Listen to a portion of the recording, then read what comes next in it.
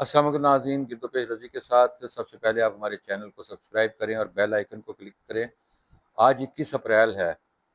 21 अप्रैल यौम इकबाल भी है।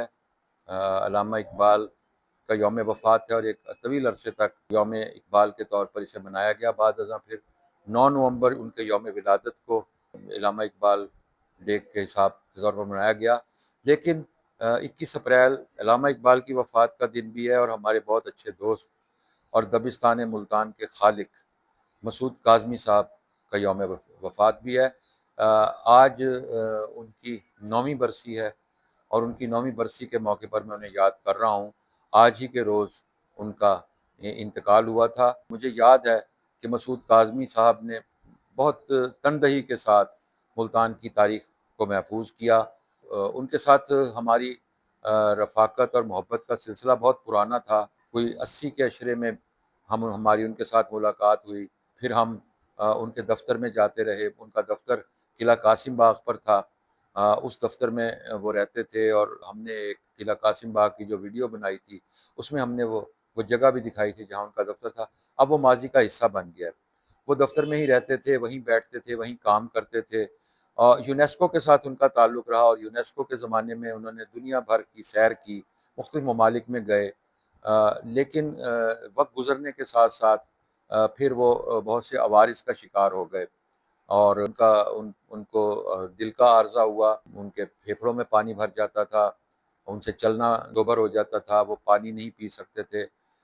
लेकिन काज़मी साहब ने इसके बावजूद बहुत हिम्मत के साथ इस बीमारी के आलम में भी वो रफ़्तगान मुल्तान जो थे और दबिस्तान मुल्तान के जो लोग थे जिन्होंने मुल्तान की तारीख़ बनाई, वो ज़िंदा लोग थे या मरहूमीन थे, वो उन सब के घरों तक गए और उन्होंने एक किताब तैयार की। वो मुमताज़ुल ऐशी साहब के शागिर्दों में से थे। मुमताज़ुल ऐशी साहब और उसके बाद उन्होंने न सिर्फ़ ये कि उसका इंतसाब उन्होंने अल्लामा ऐश फ़िरोज़पुरी के नाम किया, बल्कि उन्होंने उस किताब में जो डाटा मुरतब किया, वो किताब अब हवाले की किताब है।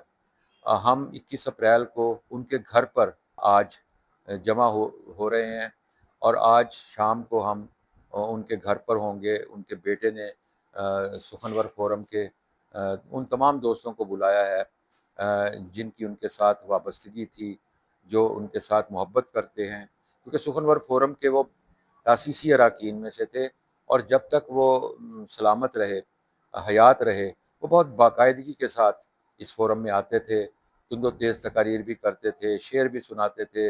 एक भरपूर इंसान जो दोस्तों को की महफ़िल को गुलो गुलज़ार कर देते थे। हम आज उन्हें याद कर रहे हैं उनकी बरसी के मौके पर और दुआगो हैं कि उनकी रूह को हमेशा आसूदगी मिले।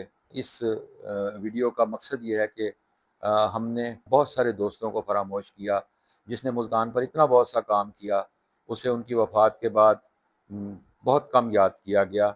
उनकी याद में तकरीबात उनकी वफ़ात के बाद हुई, लेकिन आज हम मुल्तान आर्ट्स काउंसिल में उनकी याद में तकरीब करना चाह रहे थे, लेकिन मुल्तान आर्ट्स काउंसिल में इकबाल डे के हवाले से मसरूफियात थीं।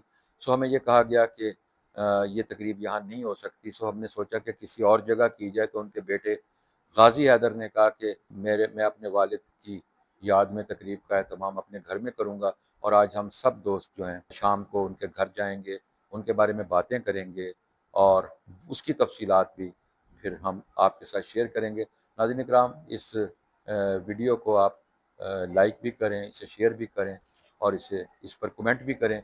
रज़ी रज़ी को इजाज़त दीजिए। नई वीडियो के साथ दोबारा मुलाकात होगी। खुदा हाफ़िज़।